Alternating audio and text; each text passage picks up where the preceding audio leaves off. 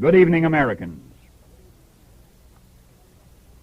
We are just never ready for this kind of thing in this country.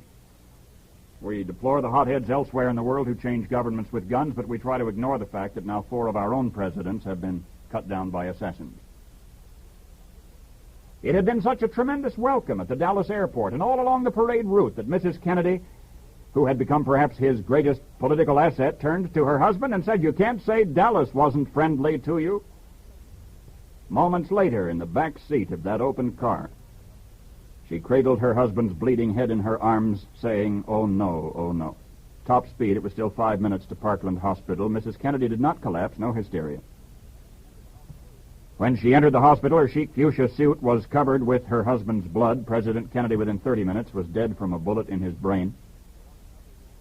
There was another wound in the president's neck, which could have been from the same bullet. Mrs. Kennedy's wish was to return to Washington immediately to be with the children.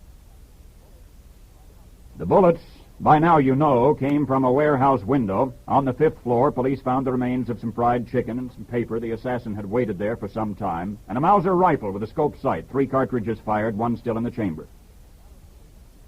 Dallas policemen advised that a suspect had entered a theater in the Riverside section, chased him there. There was a shootout. 1 policeman was killed. The suspect was captured, Lee H. Oswald, at 24. They dragged him from the theater screaming. Evidence is piling up against him. He was employed in the building where the murder weapon was found. Lee H. Oswald traveled in Russia in 1959, married a Russian woman, renounced his American citizenship, tried to apply for Russian citizenship.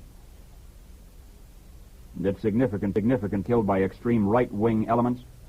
Now it develops the assassin's allegiance was red. He wore a brown shirt, uniform of a Castro-communist terrorist, and he, Lee Oswald, is chairman of the pro-Castro outfit called the Fair Play for Cuba Committee. Governor Connolly, with a bullet through his back that came out his chest, fractured his wrist, underwent surgery. He is conscious, condition good.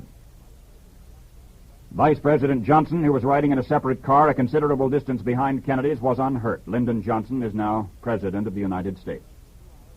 Within less than 2 hours of the president's death, aboard the presidential plane in Dallas, Johnson took the oath of office sworn in by a woman judge and then took off with the widow and the body for Washington.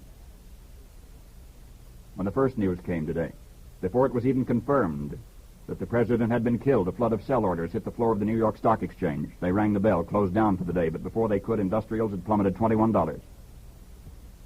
And the commodity exchanges closed down, and Congress recessed, and sporting events most everywhere scheduled for tonight are canceled.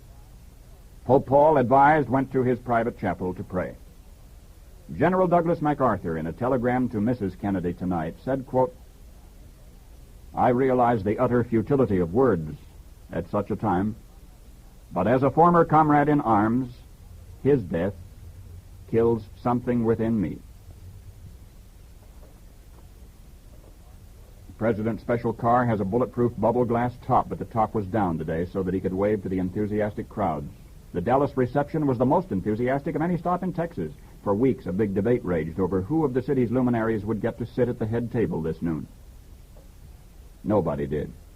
And on the president's White House desk tonight are the calls and the callers and the documents and the urgent things to be done which could not possibly await his attention for another day. But they will wait now. It is for us that one must grieve tonight. For a generation which has so refined its intellect that it can split atoms and communicate with the moon, and yet remains at the mercy of its own undisciplined emotions.